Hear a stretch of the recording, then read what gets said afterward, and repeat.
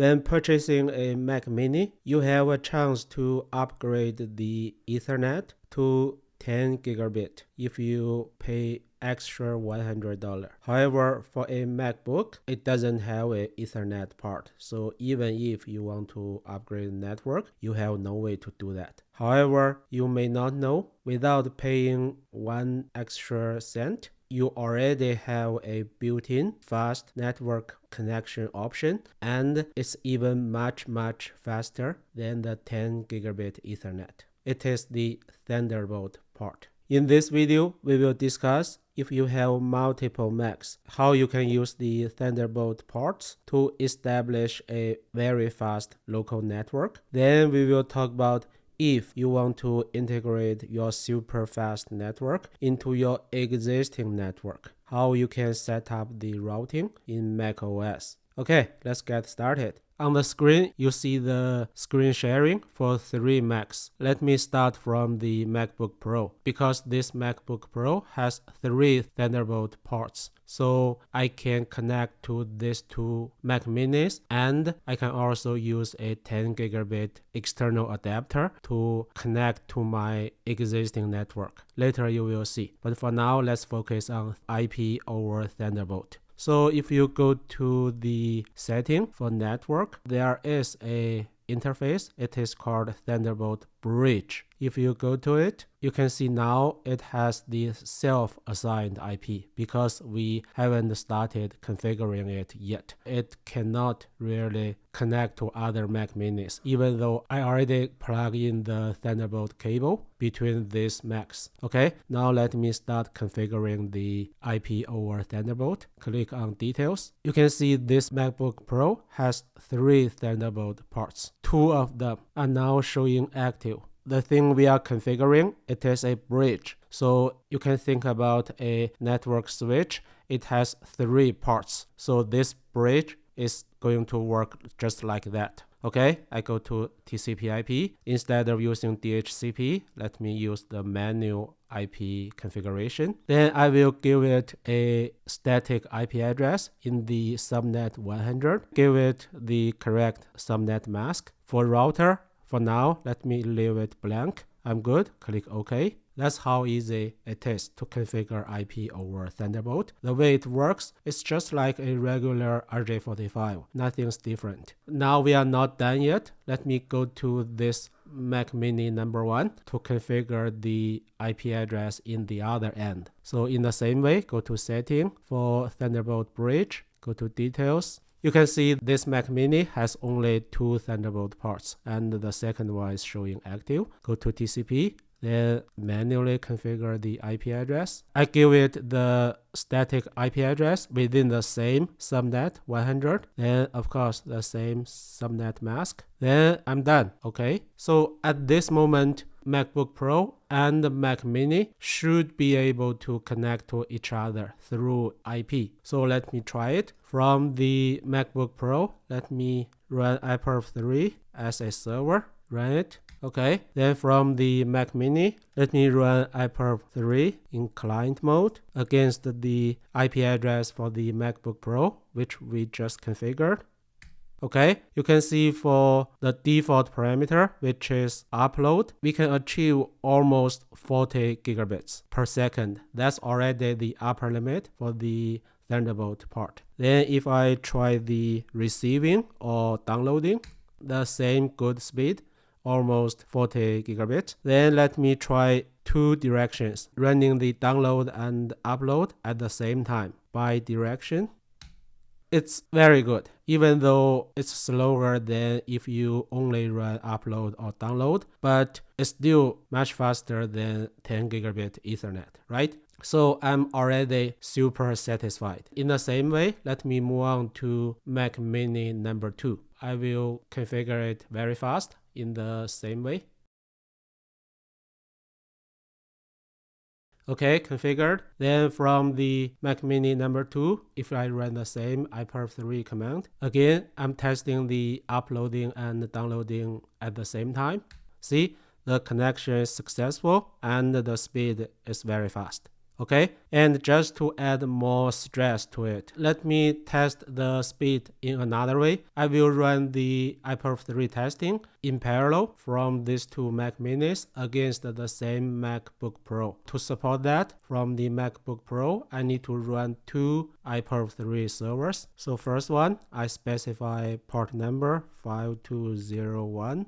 And for the second one, specify port number 5202. Okay, then from the Mac Mini, let me run similar command to test the downloading and uploading at the same time, but I want to specify the port 5201 and I want to run it for a long time instead of just 10 seconds.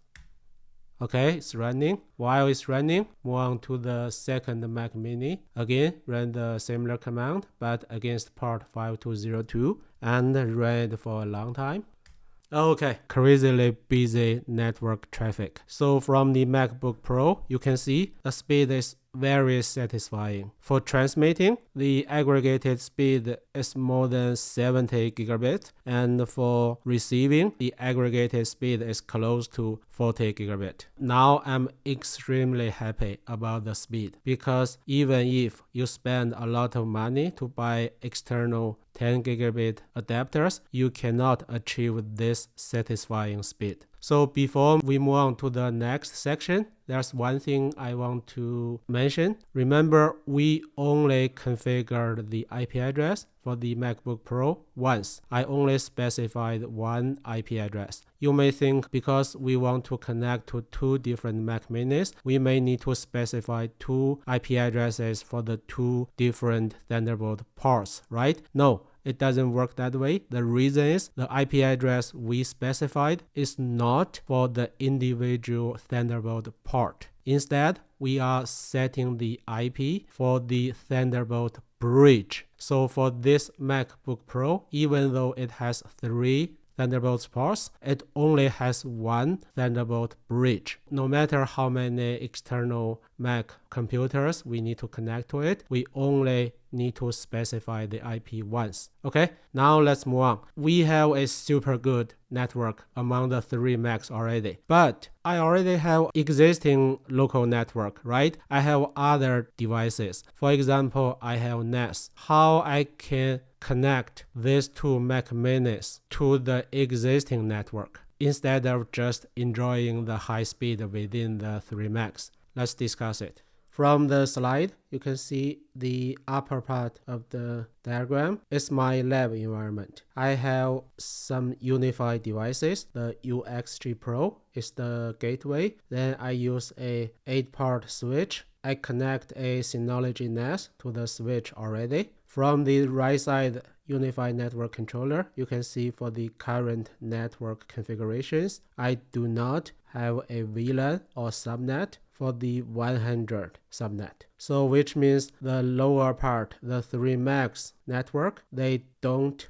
conflict with my existing lab environment's subnets. So what we need to achieve in order to integrate the 3 Macs into the existing network is to set up routing between the two routers. One router is the existing UniFi gateway. The other router is our MacBook Pro. And from the MacBook Pro, in the network setting, you can see I already have an external 10 gigabit adapter connected. So this MacBook Pro, it is already connected to this lab environment with a 10 gigabit network speed. At the same time, it is connecting to the two Mac Minis. But because we haven't configured the routing yet in macOS, at this moment, these two Mac Minis, they cannot connect to the upper side network. Okay, in the MacBook Pro, if we check the 10 gigabit Ethernet connection, we can see the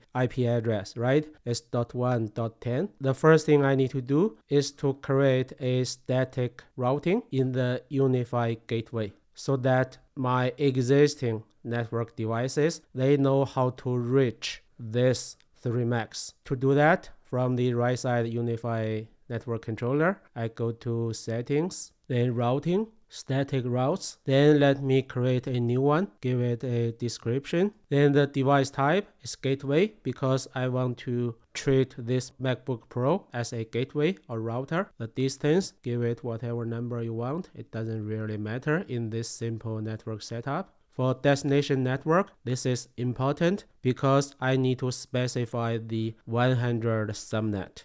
And the type is next hop. And the IP address for the next hop is the IP address for the MacBook Pro. But for the IP address of this link, not this .100 subnet IP address, because this router need to reach out to this router. So we need to give it a IP address the UniFi router is able to reach out to. So that's why here I'm going to specify this IP address we see in the USB adapter configuration. Okay, add entry. So basically in this static route, what we are really saying is if any devices in my existing lab environment network, they want to reach out to the subnet 100, they need to go via this router. That's what this static route is really saying. So far, we only configured the routing 50% because we need to move on to this network environment to configure the routing in macOS. This type of macOS routing configuration is a little bit tricky. I am going to use two different ways to configure the routing in macOS. First, let me use command line, a manual approach. I'm going to manually configure the static routes in macOS. From the Mac Pro machine, I do not need to configure the static route because at this moment, without any manual action, it is already connecting to the UniFi network and these two Mac minis already. So I'm not going to configure static routes in this machine. Instead, from the Mac mini number 1, let me use the manual way to add static routes. First, I need to know what's the network interface name. Let me run this command, network setup, list all network services. The network interface I want to configure is this one, Thunderbolt bridge. Now I'm ready to add a static route. To add a static route, I'm going to run network setup command to set additional routes using this network interface we got from previous command. And then the network I want to reach out to is this 192.168.1.0 subnet. Where this subnet comes from the existing UniFi network subnet. So I want to reach out to the UniFi network. And how I can reach out to it? Through this router. What's this IP address? This IP address is the MacBook Pro's IP address by using the IP over Thunderbolt. So basically this way what I'm really saying is I'm going to use a router. The router is the MacBook Pro and I need to reach out to the .1 subnet, which is the external, the UniFi network. Okay, so let me add it. Okay, it's done. So now I have a static route from this Mac mini to the MacBook Pro, and I have a static route from the UniFi gateway to this MacBook Pro. So theoretically, I should be able to connect to this Synology NAS from this Mac mini. Let me try it. So let me ping the IP address for the Synology NAS. See, it failed. Why is that? The reason is by default, macOS doesn't want to behave as a router. So it will not forward packets to external router. It will simply drop it. We can try trace route by using the Synology's IP address. You can see it's not successful. The reason is the packet is dropped by this MacBook Pro. And to resolve that, we can simply run a command in the MacBook Pro. The command is syscontrol. I will write a value to this parameter. It is for the IP forwarding and I want to set it to 1, which means I want to enable IP forwarding. Okay, you can see the original value was 0. Now I set it to 1. By the way, this type of change will not survive a OS reboot. If you want to persist the value, you can Google it. There is a way by editing a system configuration file. So then from the Mac Mini, let me try the ping command again. See, now I am able to reach out to the Synology NAS. If I run trace route, you can see how the routing works. So it first reach out to this MacBook Pro, then MacBook Pro forward to the Ubiquiti UniFi network. Okay, so we have successfully achieved the routing we desired. Then let's see what's the performance. Remember, from this Mac Mini to this MacBook Pro is 40 gigabit per second. And from this MacBook Pro to the UniFi switch is 10 gigabit. Right? If we test speed between this Mac Mini and this Synology, theoretically, the speed should be 10 gigabit. Let me still run iPerf 3 against the Synology NAS. First, test the upload speed. Okay, it's pretty good, more than 9 gigabit. It's limited by the speed from the Mac Pro to the switch. This one is 10 gigabit, right? So the 9 gigabit is good enough. Then let me try the receiving direction or download speed.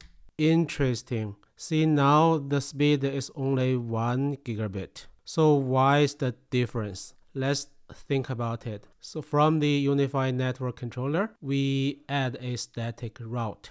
This route will help this UniFi router to route traffic to the MacBook Pro, right? When the Mac Mini need to write data to the Synology NAS, the traffic will be like this from Mac Mini to the MacBook Pro through this switch directly go to the Synology, because the Synology NAS and the MacBook Pro, they are in the same subnet. So that's why the traffic doesn't need to go through the router. When we test a different direction, the receiving direction, the traffic is like this. From the Synology, it has to know how to reach out to the 100 subnet, but it doesn't know, right? Because we only set the static route in the UniFi gateway. So the Synology has to forward the traffic to the UniFi router. The UniFi router will route the traffic to this MacBook Pro. But because this particular direction is not 10 gigabit, that's why here we end up with such a bad speed because of the participation of the UniFi gateway. But you can see we don't really want to involve this UniFi gateway. We want to directly communicate with the Synology, right? How we can achieve that? We need to add a static route in the Synology NAS as well.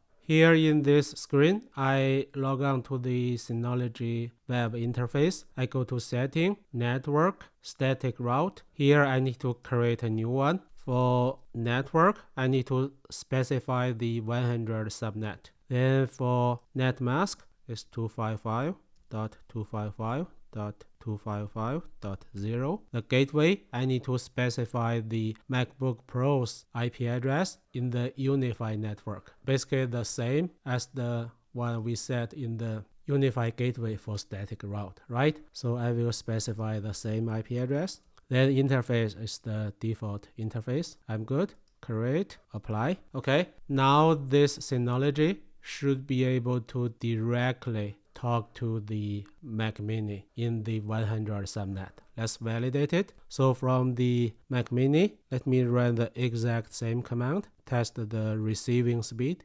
See, now it's not 1 gigabit. It's close to 10 gigabit, right?